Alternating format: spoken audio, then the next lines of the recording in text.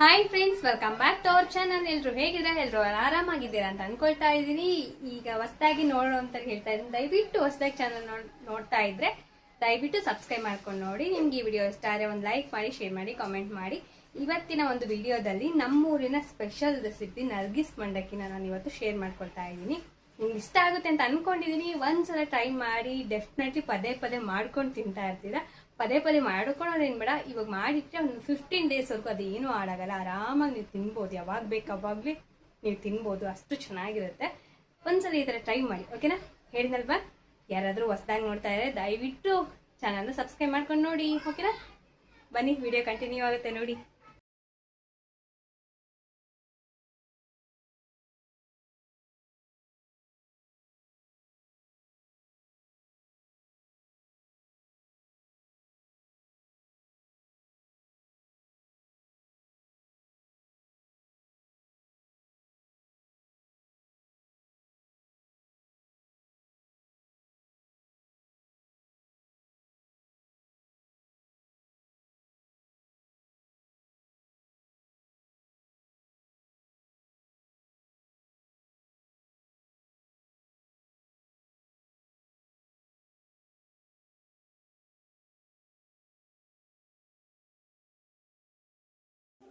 ಪಾತ್ರೆ ಇಟ್ಕೊಳಕ್ಕೂ ಮುಂಚೆ ಒಂದು ಪೌಡರ್ನ ರೆಡಿ ಮಾಡ್ಕೋಬೇಕು. ಏನು ಅಂದರೆ, ಇವಾಗ ಉರುಗಡ್ಲೆ ತೊಗೊಂಡಿದ್ದೀನಲ್ಲ, ನಮ್ಮ ಕಡೆ ಕಡ್ಲಿ ಅಂತ ಹೇಳಿ ಕರಿತೀವಿ. ಈ ಕಡ್ಲಿ ತೊಗೊಂಡಿದ್ದೀವಲ್ಲ, ಇದನ್ನು ನಾವೀಗ ಪೌಡರ್ ಮಾಡ್ಕೋಬೇಕು. ನಾನೀಗ ಮಿಕ್ಸಿ ಜಾರ್ ತೊಗೊಂಡಿದ್ದೀನಿ.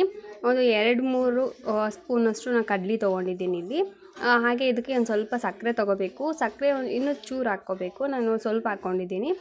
ಇದಿಷ್ಟು ನಾವೀಗ ಪೌಡರ್ ಮಾಡ್ಕೋಬೇಕು. ನೀರು ಹಾಕಬಾರ್ದು, ಡ್ರೈ ಪೌಡರು. ಈಗ ನಾನು ಪೌಡರ್ ಕೂಡ ಮಾಡಿಟ್ಕೊಂಡಿದ್ದೀನಿ. ಸೊ ಇದು ಮೇನ್ ನಮ್ಗೆ ಬೇಕಾಗಿರೋವಂಥದ್ದು.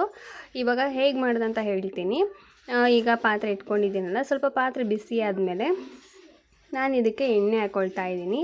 ನೀವು ಎಣ್ಣೆ ಎಷ್ಟು ಹಾಕಿದರೂ ಕೂಡ ಈ ಮಂಡಕ್ಕಿಗೆ ಎಣ್ಣೆ ಆಗೋದೇ ಇಲ್ಲ. ಯಾಕಂತಂದರೆ ನಾವು ಇದರಲ್ಲಿ ಕಡ್ಲಿ ಯೂಸ್ ಮಾಡ್ತೀವಲ್ವ, ಕಡ್ಲಿ ಪುಡಿನ, ಅದು ಎಣ್ಣೆ ಎಲ್ಲ ಹೀರ್ಕೊಂಬಿಡುತ್ತೆ. ಸೊ ಹಾಗಾಗಿ ಎಣ್ಣೆ ನೀವು ಎಷ್ಟು ಹಾಕಿದ್ರು ಕೂಡ ಎಣ್ಣೆ ಇರಲ್ಲ. ಈಗ ಎಣ್ಣೆ ಸ್ವಲ್ಪ ಬಿಸಿ ಆಗಬೇಕು. ಬಿಸಿ ಆದಮೇಲೆ ನೀವು ಇದರಲ್ಲಿ ಸಾಸಿವೆ ಹಾಕ್ಕೊಂಡಿದ್ರೆ ಸಾಸಿವೆ ಹಾಕ್ಕೊಳ್ಳಿ. ನಾನು ಸಾಸಿವೆ ಹಾಕ್ಕೊಂಡಿದ್ದಿಲ್ಲ. ಇಲ್ಲಿ ನಾನು ಕರಿಬೇವಿನ ಸೊಪ್ಪು ಹಾಕ್ಕೊಂಡಿದ್ದೀನಿ. ಕರಿಬೇವಿನ ಸೊಪ್ಪು ಸ್ವಲ್ಪ ಕ್ರಿಸ್ಪಿ ಆದಮೇಲೆ, ನೀವು ಹಸಿ ಕರಿಬೇವಿನ ಸೊಪ್ಪಿದ್ದರೆ ಹಸಿ ಕರಿಬೇವಿನ ಸೊಪ್ಪು ಹಾಕ್ಕೊಳ್ಳಿ. ನಾನಿಲ್ಲಿ ಸ್ವಲ್ಪ ಡ್ರೈ ಆಗಿರೋಂಥ ಕರಿಬೇವಿನ ಸೊಪ್ಪು ಹಾಕ್ಕೊಂಡಿದ್ದೀನಿ. ಹಾಗೆ ನಾನಿಲ್ಲಿ ಶೇಂಗಾ ಹಾಕ್ಕೊಂಡಿದ್ದೀನಿ. ಶೇಂಗಾನ ಮತ್ತು ಕರಿಬೇವಿನ ಸೊಪ್ಪು ಚೆನ್ನಾಗಿ ಫ್ರೈ ಆಗಬೇಕು. ಶೇಂಗಾ ಒಂಥರ ಗರಿ ಗರಿಯಾಗಿ ಬರಬೇಕು. ಕಲರ್ ಕೂಡ ಚೇಂಜ್ ಆಗುತ್ತೆ. ಸೊ ಆ ಥರ ಬರಬೇಕಂದ್ರೆ ನಾವು ಸ್ವಲ್ಪ ಲೋ ಫ್ಲೇಮಲ್ಲಿ ಇಟ್ಕೊಂಡು ಇದನ್ನು ಫ್ರೈ ಮಾಡ್ಕೋಬೇಕು. ಹೈ ಫ್ಲೇಮಲ್ಲಿ ಇಟ್ಕೊಂಡ್ವಿ ಅಂದರೆ ಬೇಗ ಕಪ್ಪಾಗುತ್ತೆ, ಬಟ್ ಅದು ನೀಟಾಗಿ ಫ್ರೈ ಆಗಿರಲ್ಲ. ಹಾಗಾಗಿ ನಾವು ಲೋ ಫ್ಲೇಮಲ್ಲಿ ಇಟ್ಕೊಂಡು ಇದನ್ನು ಫ್ರೈ ಮಾಡ್ಕೋಬೇಕು. ಈ ಮಂಡಕ್ಕಿನ ನೀವು ಮಾಡಿಟ್ಕೊಂಡ್ರಿ ಅಂದರೆ ನಿಮ್ಗೆ ಯಾವಾಗ ಇಷ್ಟ ಆಗುತ್ತೋ ಅವಾಗೆಲ್ಲ ತಿನ್ಬೋದು. ಒಂದ್ಸಲ ನೀವು ಟೇಸ್ಟ್ ಮಾಡಿದ್ರೆ ಅಂದರೆ ಪದೇ ಪದೇ ಇದು ಮಾಡ್ಕೊಂಡು ತಿಂತಾ ಇರ್ತೀರ, ಅಷ್ಟು ಚೆನ್ನಾಗಿರುತ್ತೆ. ಇದಕ್ಕೆ ಕಾಂಬಿನೇಷನ್ ಆಗಿ ಸ್ವಲ್ಪ ಈರುಳ್ಳಿ, ಕೊತ್ತಂಬರಿ ಸೊಪ್ಪು, ಆಮೇಲೆ ಟೊಮೆಟೊ ಹಣ್ಣು ಎಲ್ಲ ಚಿಕ್ಕದಾಗಿ ಕಟ್ ಮಾಡಿಕೊಂಡು ಈ ಮಂಡಕ್ಕಿ ಮೇಲೆ ಉದುರಿಸ್ಕೊಂಡು ತಿಂತಾ ಇದ್ದರೆ ಆಹಾ, ಎಷ್ಟು ಸೂಪರಾಗಿರುತ್ತೆ ಗೊತ್ತಾ, ತುಂಬಾ ಚೆನ್ನಾಗಿರುತ್ತೆ.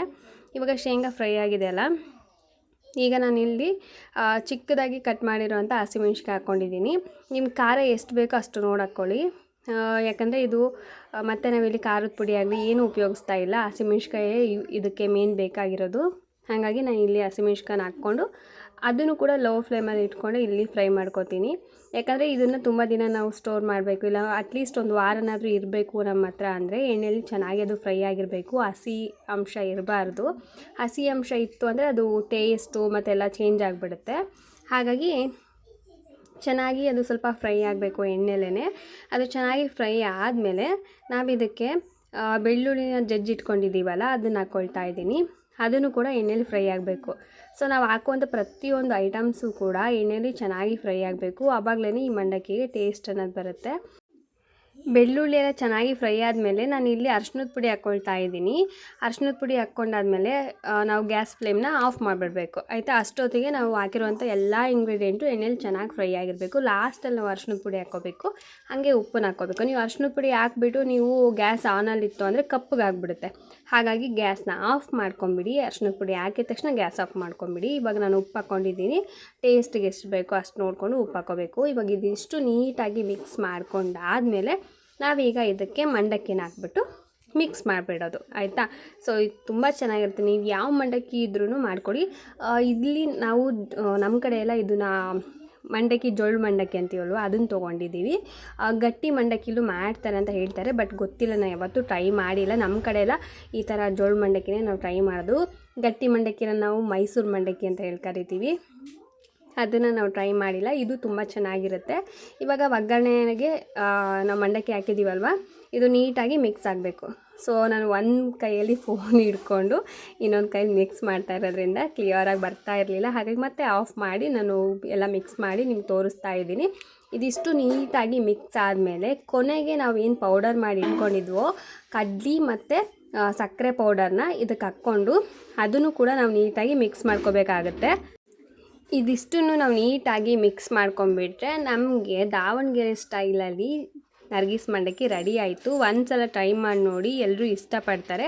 ಇದನ್ನು ನೀವು ಮಾಡಿ ಒಂದು ಕವರಲ್ಲಿ ಹಾಕಿ ಇಟ್ಕೊಂಡ್ಬಿಟ್ರಿ ಅಂದರೆ ಅಟ್ಲೀಸ್ಟ್ ಒಂದು ವಾರದವರೆಗಂತೂ ನಿಮಗೆ ಟೇಸ್ಟ್ ಅಂತೂ ಸೂಪರಾಗಿರುತ್ತೆ. 15 ಡೇಸ್ವರೆಗೂ ಕೂಡ ಮಾಡಿ ಇಟ್ಕೋತಾರೆ.